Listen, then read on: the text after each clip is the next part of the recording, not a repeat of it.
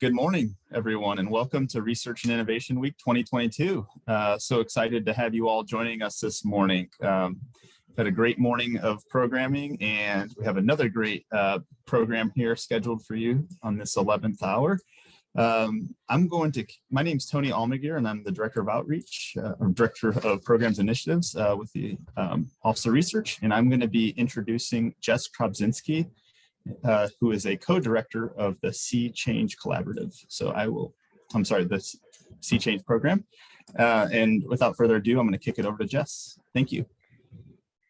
Hi, I'm Jess Krobzinski, and I'm a faculty member in the School of Information Technology, and I'm one of the co-leads of the Community Change Collaborative, also known as C3.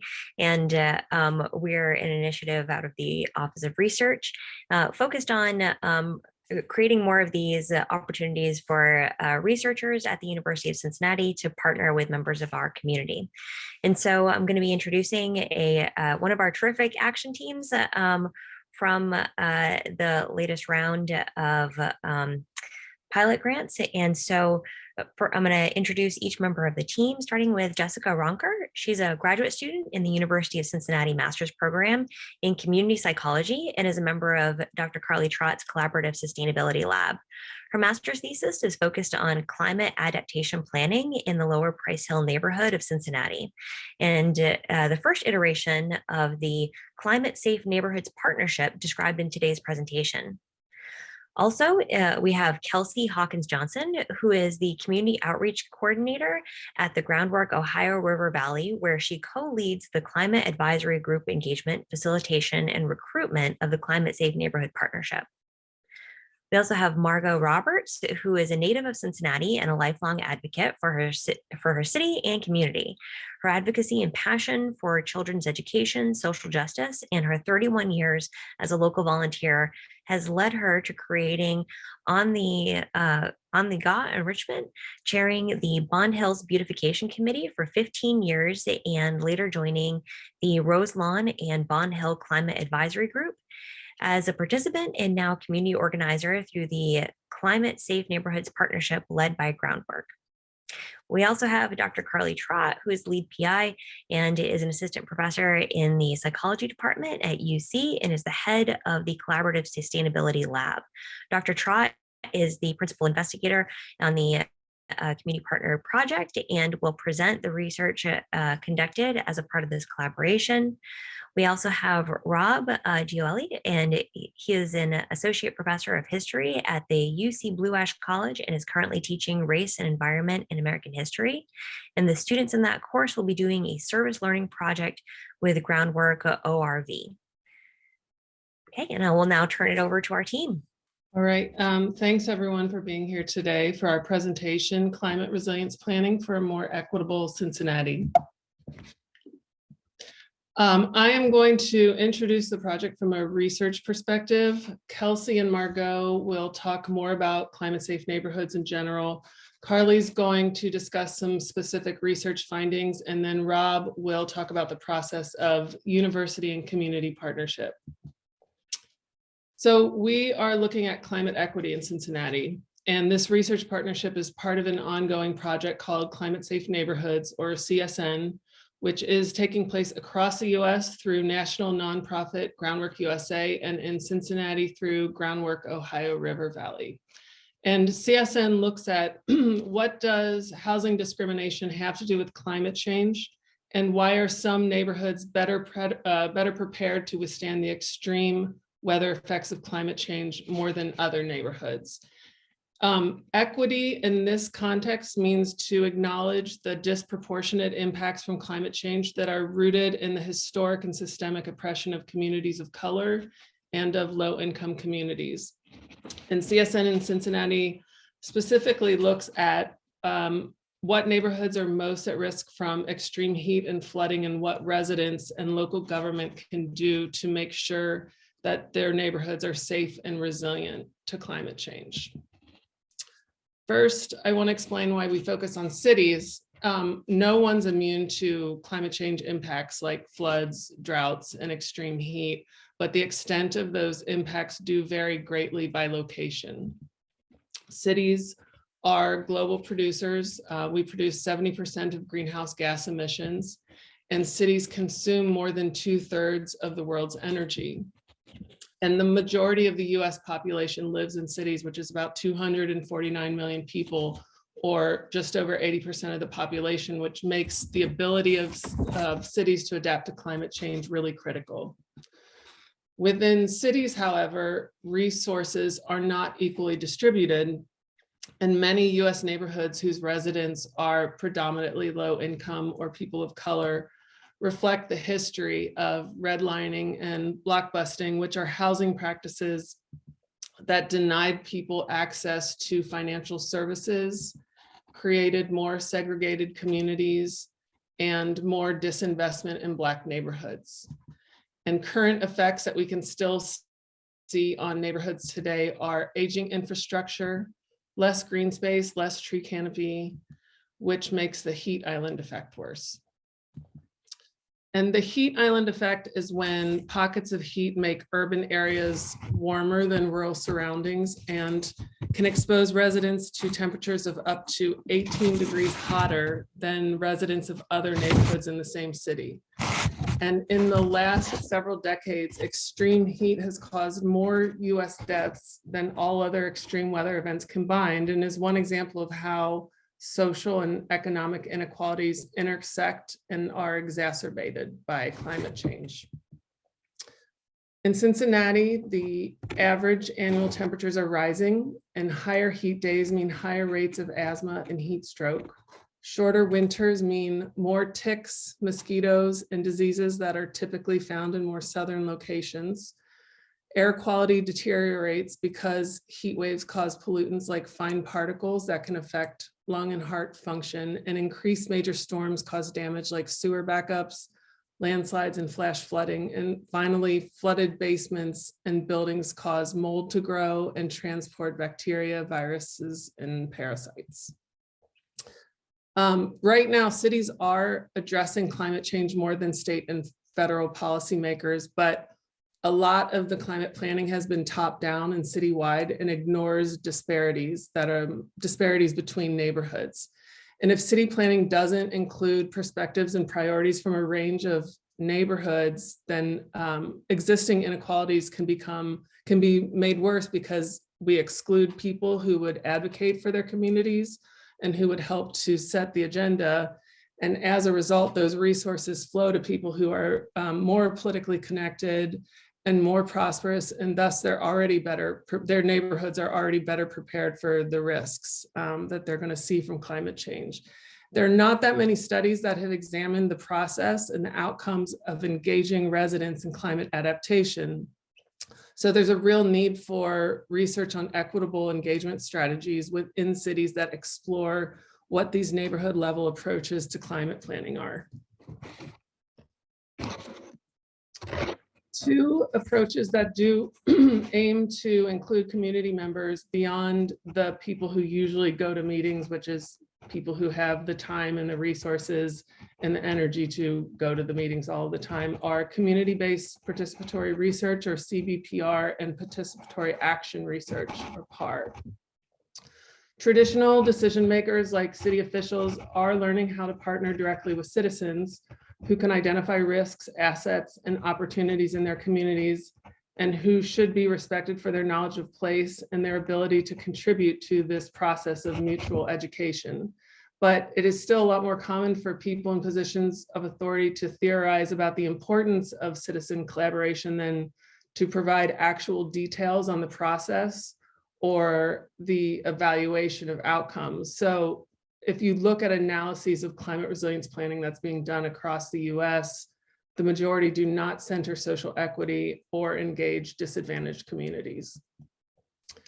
This map is the climate resilience plan that was created by members of Cincinnati's first CSN in Lower Price Hill. It took place from February to April of 2021.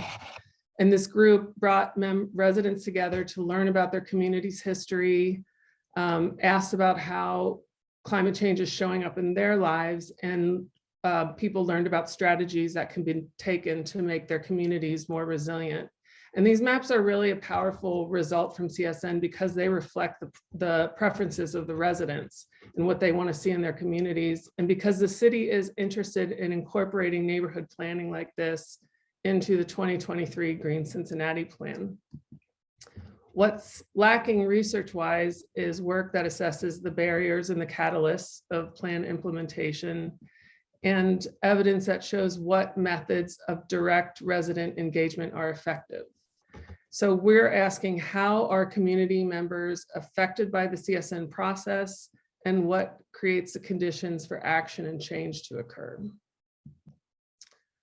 Groundwork, Ohio River Valley, Green Umbrella, and the City of Cincinnati's Office of Environment and Sustainability, OES, created the content, planned the logistics, and facilitated these meetings in Lower Price Hill last year.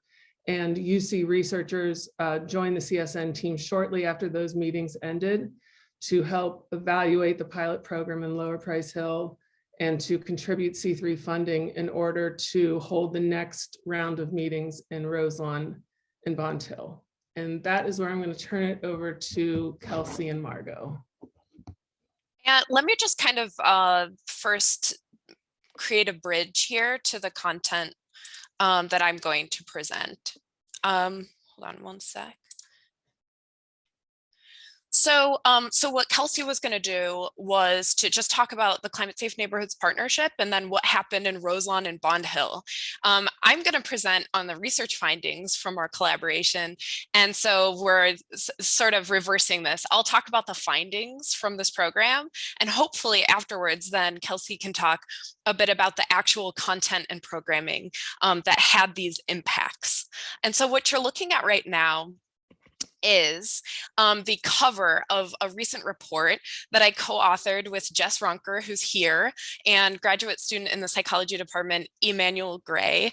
And this is a research and evaluation report that summarizes pre-post survey findings from the research that we've done related to this C3 project in Roselawn and Bond Hill. And it's a 90+ page report. And so what I had to do to prepare for today was to just select some key findings to talk through. So let me kind of introduce how this is organized. Well, the purpose of the pre and post survey was to understand the impacts of the climate advisory group process, or the Climate Safe Neighborhoods Partnership, on the people who were involved as climate advisory group members.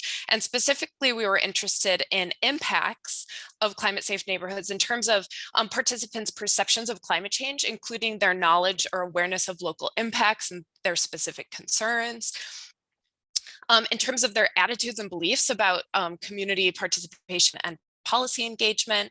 And then lastly, in terms of their behaviors and actions that are relevant to climate change. And so that's how the findings are organized in here today.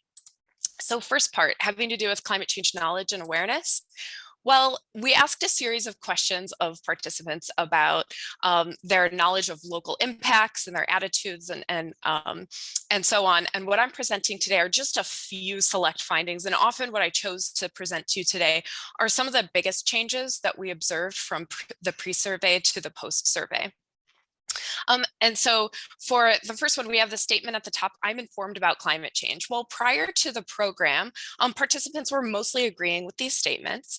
And what you can see here is above each of the bars is the total number of participants and the proportion of participants who gave that specific response, and then how this changes over time. So at post, we saw that participants' self-estimated knowledge about climate change increased, and this was significant according to a Wilcoxon signed rank test at the P is less than 0.05 level. So it's a small sample size. We have 11 total climate advisory group members responses that we're reporting on today. So that's why we had to use a non-parametric statistical procedure to estimate significance over time. And sometimes that wasn't even possible to due to the low sample size, but I'll report on that whenever we can today. next finding had to do with how much, if at all, do participants think global climate change is affecting their local community.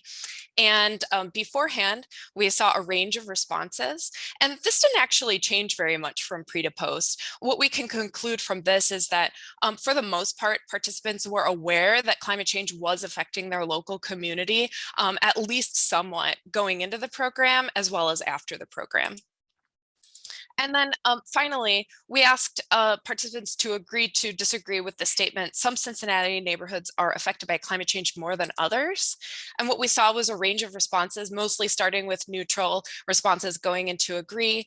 And we saw strong agreement following participation in the climate advisory group. And this was a significant change over time. And these are the last ones for climate change knowledge and awareness. We actually listed out a bunch of ways that we could think about climate change and asked participants to agree or disagree with these statements. For anywhere from climate change is a scientific issue to climate change is a environmental issue, like a lot of these ways that we tend to think about climate change. But where we saw significant changes was in response to climate change as a social issue, where this grew into a much stronger agreement at the post survey, and climate change being perceived as a political issue. So these were both significant findings. And this is important because you would want to see changes like that from a program that is framing climate change not just as a scientific or technical issue or an issue that has to do with nature and the environment, but as a very much a socio-political issue.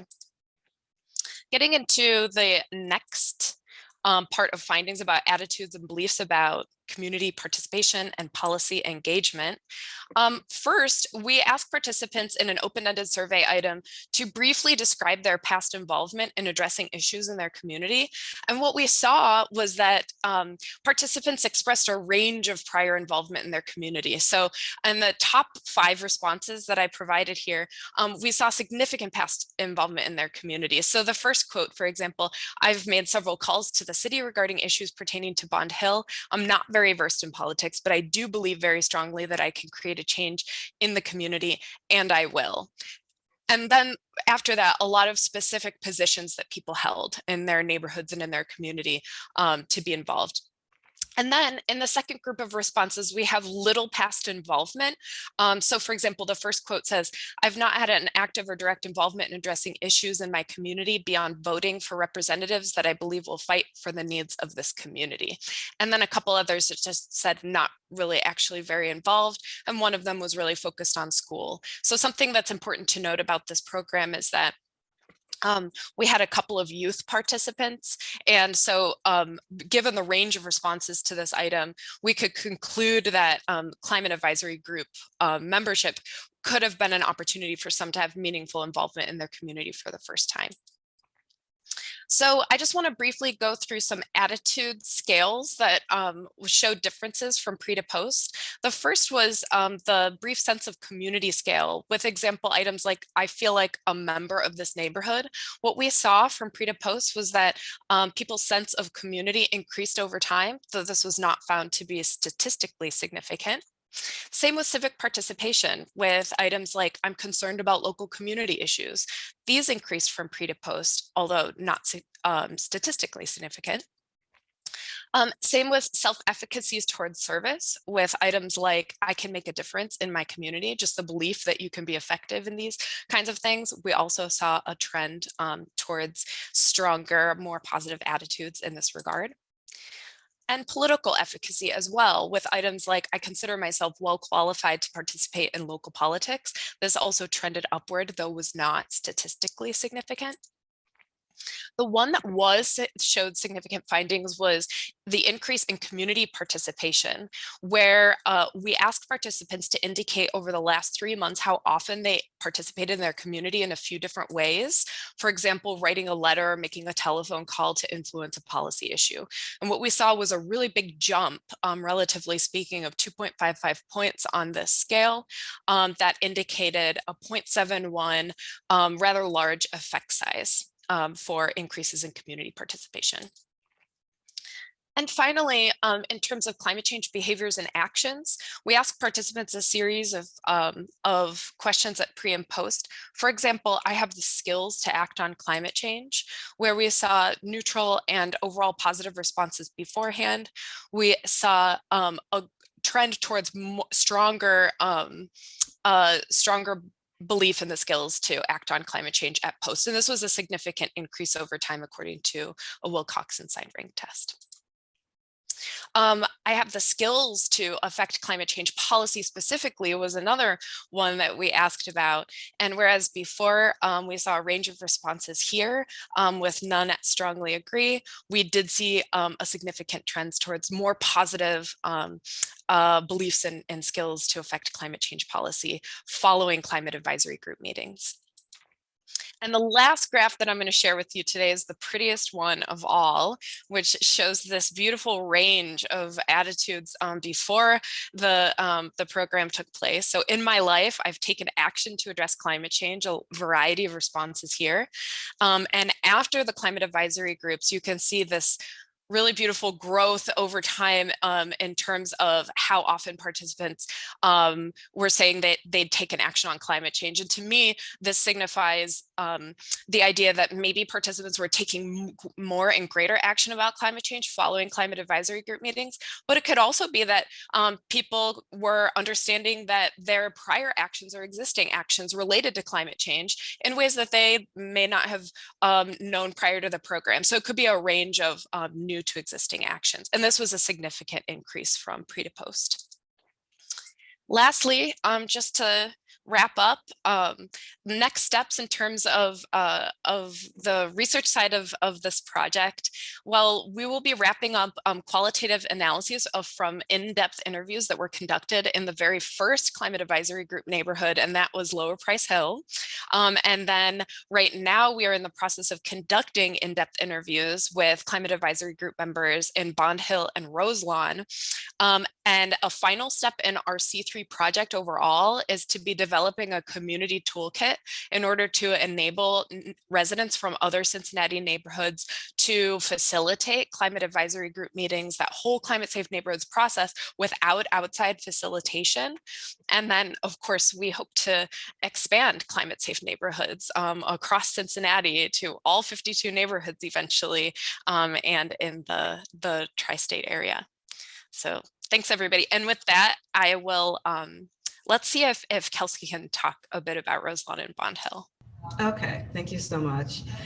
All right, so my name is Kelsey Hawkins Johnson. I'm the Community Outreach Coordinator at Groundwork River Valley. I'm here to talk about the Climate Safe Neighborhoods program, which is through Groundwork Trust. So Groundwork is a environmental justice nonprofit based in Lower Price Hill. And Climate Safe Neighborhoods is a program that is addressing the impact of the climate crisis and race-based segregation in the housing market. And so here, Groundwork is where justice and equity in the environment meet, and we expand human connection to the urban nature to communities left behind by the environmental movement through stewardship opportunities. So we work with youth and we do conservation work within the city of Cincinnati, as well as educate residents through our Climate Safe Neighborhoods program and teach youth how to work within the environment. So this is trail work, as well as removing invasive species. So I'm here today to talk about climate safe neighborhoods, and there are 4 goals within this. And it's to explore and communicate the relationship between the climate crisis and institutionalized racism, support the capacity of residents to self-advocate for more equitable distribution of resources, develop and implement short-term mitigation measures for extreme heat and flooding, as well as impact policy to prioritize equitable climate resiliency. So what is a climate advisory group? So a climate advisory group is an intensive climate focus group made up of residents who create a climate resiliency plan. And these are for residents that are from communities of color and low income neighborhoods. This was started as a pilot through a grant through the National League of Cities The model was created in collaboration with the Office of Environment Sustainability, as well as Green Umbrella.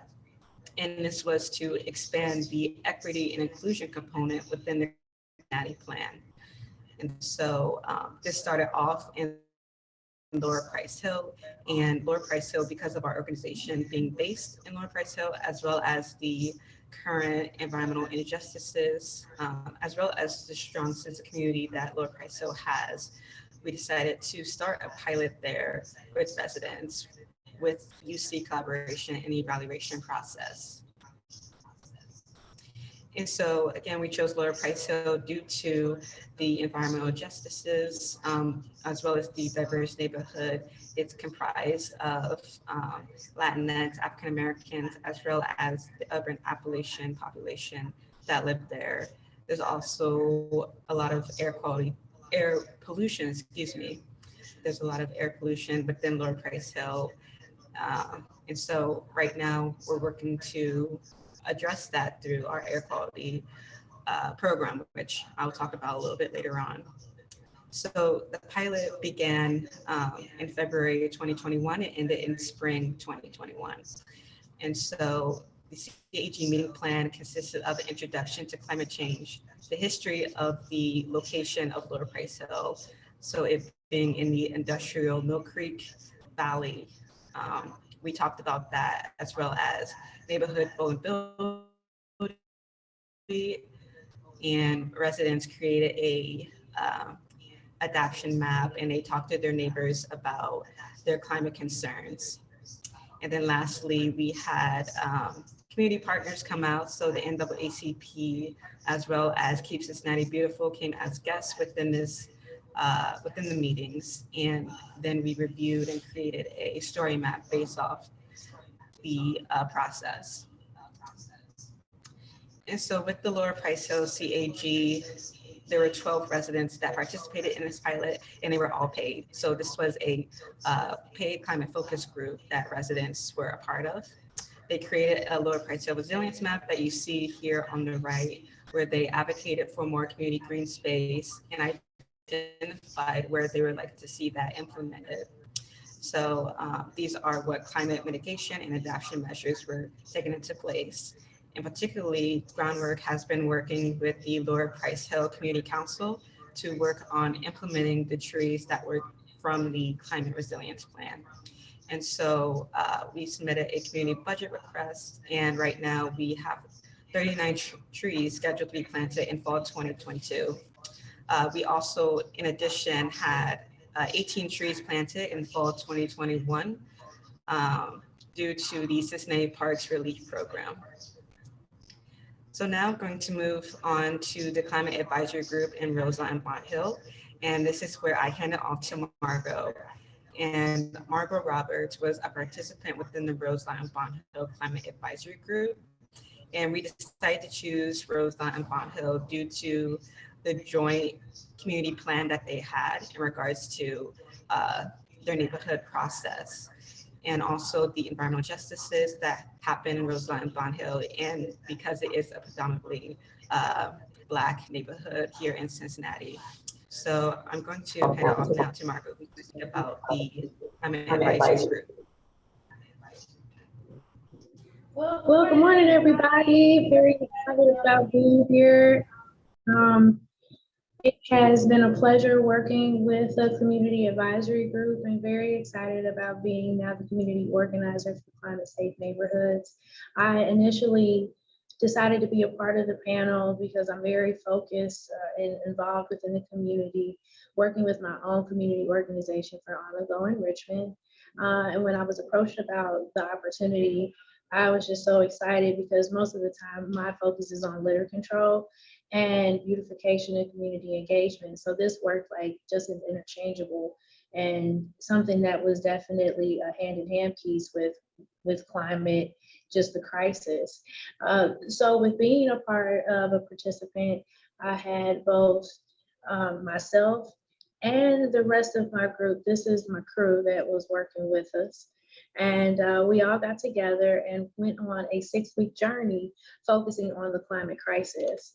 And this initiative, as we hear that it focused not only on Lower Price Hill, but now this was catered to Bond Hill and the Roselawn community. And throughout this course, it was it was not only a challenge, but it definitely was something to really get our minds moving about our neighborhood and really exploring other pieces that you don't necessarily think about that would be just important to how the development and how to grow your neighborhood, and also just the need to have a betterment for it. So throughout this course, we talked about different pieces. It was 6 weeks, and we were worked through it. We had homework assignments and everything. And but it was exciting to be a part of a think tank, whether it was about using our word bank to see the things that were positive within our neighborhoods, and also, you know, considering what are those other pieces that were challenging and how we could be a part of rectifying those things that had to deal with our environment personally. So within that, we worked on our own personal resilience statement that was really devoted and dedicated to what we wanted to happen in our neighborhood. We also had, as I stated before, homework, and that included surveying our neighbors and really having that outreach to see what were some of their, not only their interests, but some of the things that they had issues with too. And so we were able to really have a focus on issues that needed to be definitely addressed within our neighborhood. So with that, we also did our mapping that included, you know, impacting and adaptation. And then that also led us to just looking at different projects that would help with what we needed to do in moving forward and the betterment of our community. So our resilience statement, as you see, is stated that as residents of Bond Hill and Roselawn, this climate advisory group is determined to build resilience into the fiber of our neighborhoods by uniting residents with public and private entities in order to design and implement creative solutions. We will contribute to the greater good for those who will come after us and who are disproportionately affected by climate change. Through accountability, neighborhood pride, we envision a sustainable and climate future for all of Bond Hill and Roselawn. And what I liked about this is that we were able to merge and become a melting pot with all of our ideas and desires for our neighborhood. So it was definitely a collective piece, and it was great to work with the rest of the participants, and just being able to have an opportunity to get more involved with Groundwork, the Climate Advisory Group. And I had the pleasure of meeting Kelsey on another project before. So it was just awesome to reconnect, and really excited about seeing what else will happen. We brainstormed a lot about some different projects, and so we're moving forward with that. Some of the examples would be tree planting, thinking about our green spaces, and just having more green rooftops. And as we continue to see development and new developers really approaching them with opportunities to change what we have going on in Bond Hill. So thank you so much for letting me speak, and I appreciate everybody that's a part of this and the opportunity to do so. All right, I think I'm up next. How's everybody doing? Good. All right, wonderful. So I'm Rob Joelle from UC Blue Edge, excited to be a part of this project, excited that I got an email from Carlie Trott this time last year asking me to be involved. So I want to talk a little bit about thinking critically about research and service learning, teaching, and community engagement partnerships at a university such as the University of Cincinnati. And we start with the indomitable Margot Roberts giving a great field trip presentation to my students back on a cold February day. So let's think about models for community engagement from a university level. The old model was oftentimes centered around the university, where the university professors, students, staff members, administrators, they would set the questions and the projects and the courses and the structure of how things would work with the community. It would be the university's priorities, whether or not it would be tenure or grants or a press release for the university to make it look good, or for the professor, the particular goals for the students and their interests. It was oftentimes extractive research, right? That the university would come in and pull out the knowledge and the expertise and sometimes even the labor and resources from the community to benefit the university. It followed an academic timeline on what the university schedule was, whether the semester or the grant timeline or the tenure timeline. There was limited access to the information and to the research and the data, and it reinforced existing hierarchies. So let's think about a new model for all of these processes, right? And I'm talking about whether they be research, a community engagement activity, or a service learning and a teaching activity. What does that new model look like? And of course, I'm building a lot of research here. Someone like Carlie Trott here could give you lots of good references, and there's other references within my world of environmental studies and history.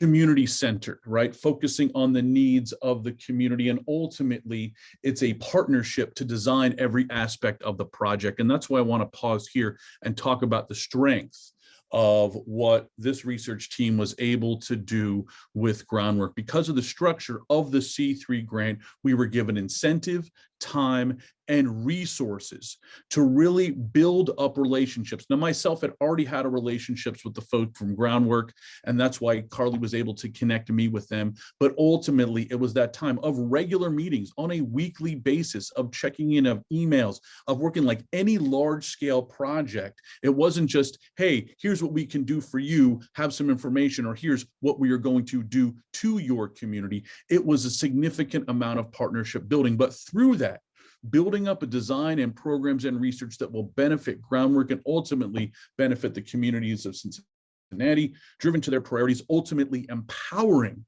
for these places and all parts of the institution and all parts of the community, right? Empowering for the community, for the nonprofits, for the community members, for the students and the university, following the community timeline, which can be challenging sometimes, right? Ultimately, community organizations and NGOs move on different pace and speed, sometimes faster, sometimes slower than what we do in an academic setting. Open access to data, but also engagement, right? It's one thing to say, hey, the report's on the website, you can read it. It's about engaging it. It's about interpreting that data, presenting it to the community in a way that they can understand. And that's a key part of the later part of this work with the C3 partnership, right? Is building a toolkit to communicate these things to the community. And ultimately, and this is a goal, ultimately something you maybe not can ever fully reach, but the goal of this sort of model of research is it's dismantling hierarchies, right? It's creating a more just, equitable, and democratic society. So my contribution to this primarily is through, at least right now, is through service learning. So I teach service learning pedagogy in all of my environmental studies and environmental history courses, a number of different goals there, connecting theory to practice, just like what we're doing here, building from community needs, right? It's not like, hey, my students want to do a project and here's what we can do for your community group. No, it's about meeting with that community group in weeks and usually months in advance to design what can we do to help out your community organization and what can my students bring in that way. We also like to use service learning to follow the money and the power for community organizations. Think about the structure and lay things bare. Critical engagement with the state and NGOs, thinking about who saves the environment for whom and why. Students build teamwork, leadership, presentation, and communication skills. One other aspect that's important for me with my service learning project in environmental studies and in history, it's thinking critically about those environmental organizations. Any environmental organization and activism efforts are not created equally. And there's other models for this, but I like to use the model from my friend Jenny Price in her great book, Stop Saving the Planet, which anybody who considers themselves an environmentalist should spend the $9.99 to go purchase. She calls these whole planitude and green virtue. AKA, we have this misplaced belief that any green action is a good action. And that's one of the things I like to work with my students in this class. This semester, I taught a section of history, environmental studies, race and environment, American history. That's a picture from a previous environmental studies class, service learning class we did. We work how race shapes the environment and how the environment shapes race. Also understanding how historically marginalized and underrepresented groups use the environment and nature. We focus on cities, but also a broad number of topics, including colonization, the 19th century, conservation. This is a historical background for contemporary environmental inequalities and injustice, but also how to think historically, right? Race and space and these categories change over time. It's an important part of the environmental studies history gen ed curriculum, and it is the only course of its kind taught at UC right now. So currently what we're doing right now in this class is building upon that long-standing partnership, right, that I've had knowing the founders of Groundwork since it was created in 2019, but especially the partnership we started building in April of 2021.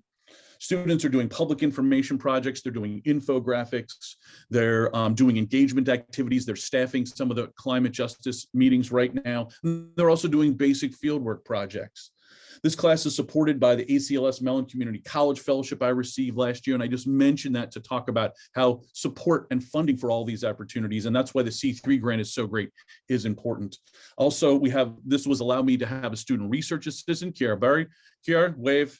There we go. Kiara's here today. So Kiara has been helping us out with the Service Learning Project, but also working with Carlie and Jess and some of the CAG research there.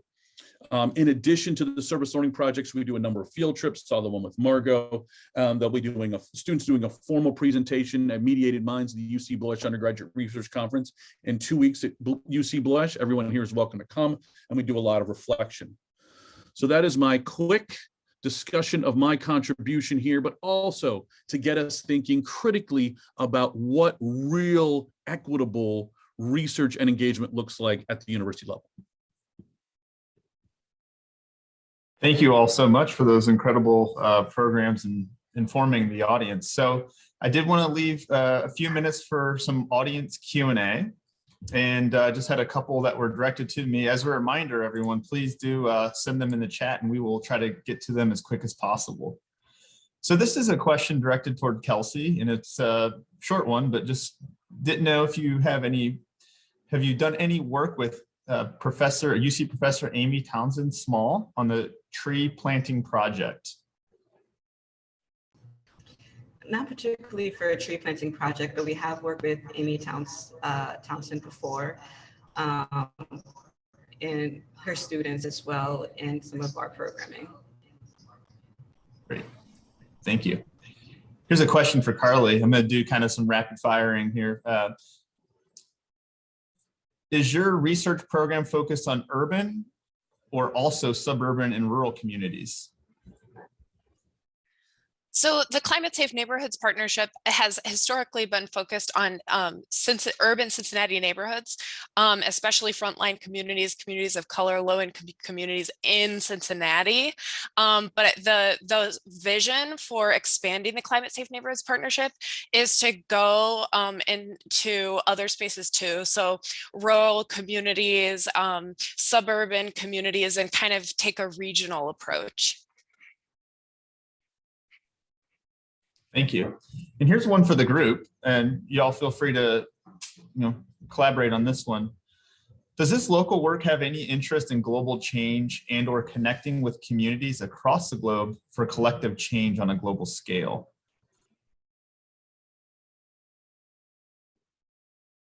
Can I start with that? So yes, because this is what we have to do.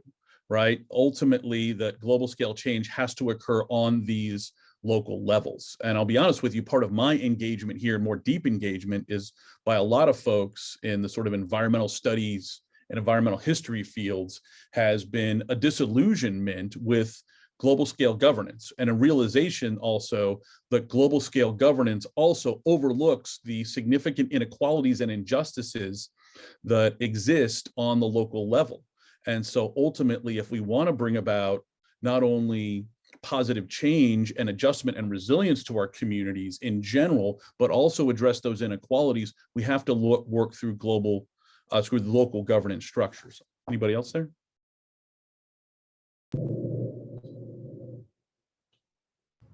I see a lot of head nodding.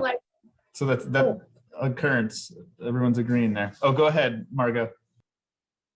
I think that with just having a background in education, you can't expect anyone to be able to have a change without having the right background information.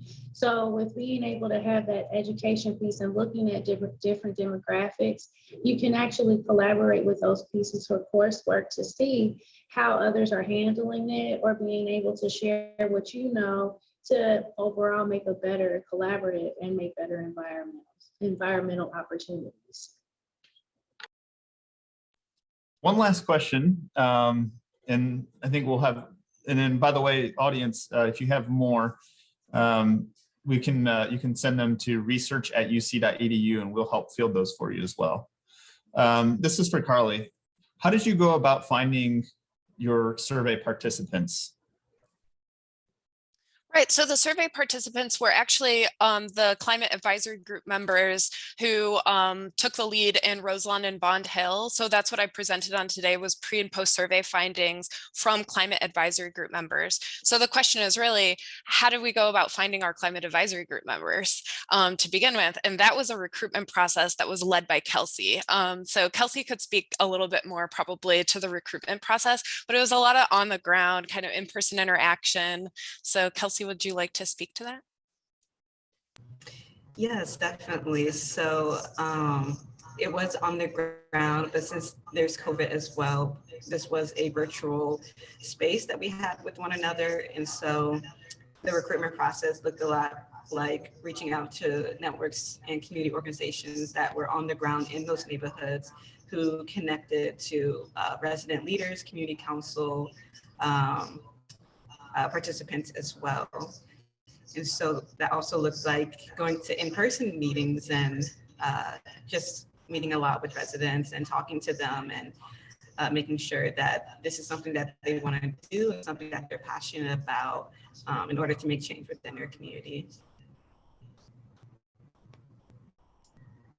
I see that we're wrapping up and we probably only have a minute left. So I just want to say that I want to thank all of my co-presenters for being here today and presenting alongside me. I definitely could have spent this 50 minutes just kind of presenting all the data and talking about all the numbers that we have.